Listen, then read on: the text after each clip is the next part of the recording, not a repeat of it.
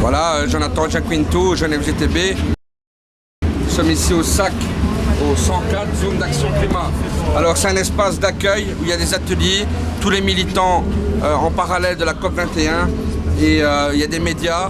Donc on va jeter un coup d'œil pour différentes thématiques qui sont les énergies renouvelables, l'économie circulaire, tout ce qui est aussi projet utile et inutile, et sur les entreprises, comment on gère les entreprises, point de vue écologie et environnement.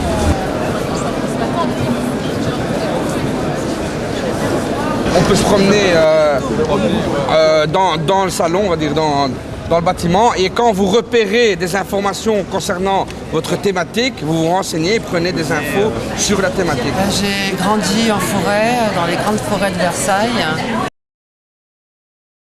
Et là, j'habite dans une région où il y a énormément de forêts aussi. Donc déjà l'entreprise E.ON est venue prospecter et voir s'ils pouvaient exploiter nos forêts là-bas dans les Cévennes. Et donc ils se sont trouvés face à des oppositions, heureusement, et à des reliefs aussi qui sont très accidentés, donc peu accessibles pour leurs grosses machines. Donc c'est là que je me suis intéressée au sujet de l'énergie biomasse. Et donc et par la suite, je suis tombée sur un magazine qui s'appelle Silence, le numéro 428. Donc la forêt brûle. Et là, donc sur le premier reportage, après avoir lu le premier document, j'ai pleuré. J'ai pleuré parce que je suis une grande amoureuse de la vie, des enfants et le respect du tout. Quand je vois la quantité de forêts qui doivent être brûlées pour ce projet énergétique européen, et ça m'a fait pleurer parce que la forêt, c'est les poumons de la planète. Plus on coupe des arbres et moins il y a de points d'humidité. Et c'est au niveau du carbone aussi, c'est hyper important. Historiquement, ça a été mis en place en octobre 2011 par la ministre de l'écologie. Et en fait, ils ont approuvé 15 grands projets de méga-centrales en Europe. Donc cela fait partie de la politique de transition énergétique européenne. Et donc ce qu'on n'explique pas, c'est que, étant donné la grandeur du projet et de la quantité de bois nécessaire, plus de 60 millions de tonnes de bois par an seront brûlés dans ces centrales biomasse pour faire de l'électricité à seulement 40% de rendement, évidemment, pour faire une électricité dite verte, qui sera donc en plus chère pour le consommateur.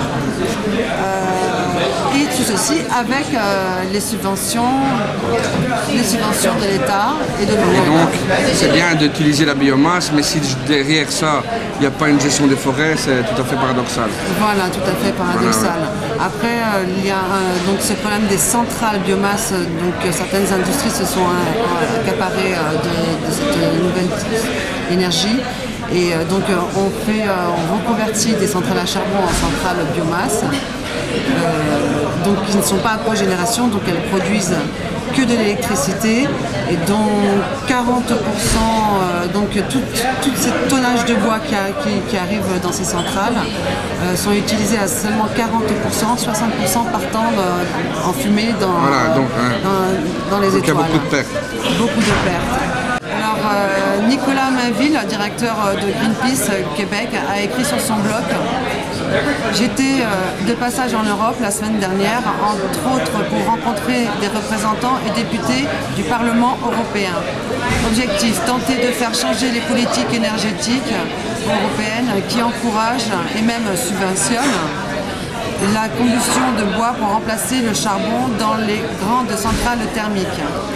Les forêts européennes ne pouvant suffire à la demande grandissante des géants énergétiques, on cite GDF, Suez, Drax, E.ON, etc., etc. Ces grands producteurs d'électricité ont de plus en plus recours au bois des forêts canadiennes et américaines. Ouais, donc il y a un autre paradoxe, on fait venir le bois d'un autre continent pour l'Europe. Exactement. Donc il y a encore aussi la problématique derrière aussi certainement des transports en plus de la... Exactement. Donc là, tu achètes des sacs de granules qui arrivent de ces industriels qui vendent ça et qui ont transporté ces granules de forêts venues d'ailleurs. Alors que localement, si tu habites près d'une forêt, tu mets ton poêle, tu t'arranges à trouver un fournisseur local de bois qui a coupé le plus éthiquement possible. Je connais un monsieur, il est propriétaire forestier et toute sa vie, il a fait pâturer ses moutons, il a coupé son bois lui-même, il a autogéré sa forêt et donc sa forêt était entretenue, il y avait moins de risques d'incendie et il avait son bois de chauffage et si un de ses voisins avait besoin, il s'autosuffisait de cette manière. Donc la solution ce serait de proposer des petites unités de chaudière donc à cogénération qui produiraient et de la chaleur et de l'électricité avec gestion donc, des forêts locales et avoisinantes.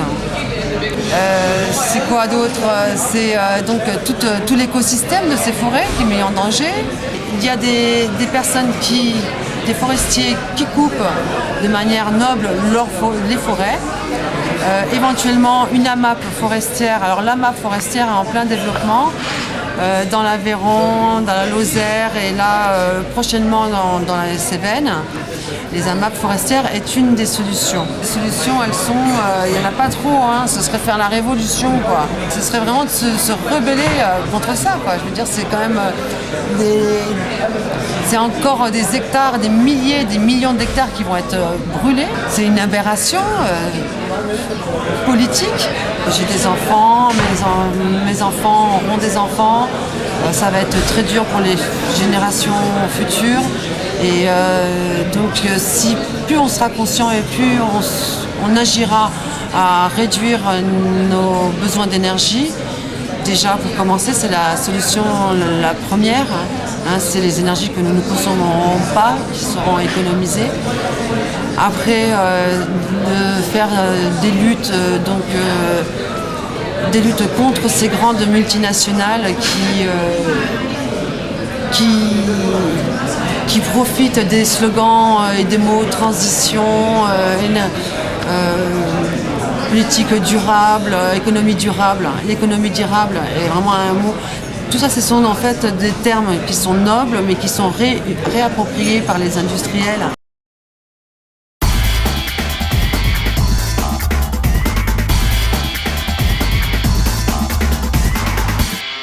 Mener un combat, c'est important. Il faut y croire, il ne faut pas baisser les bras.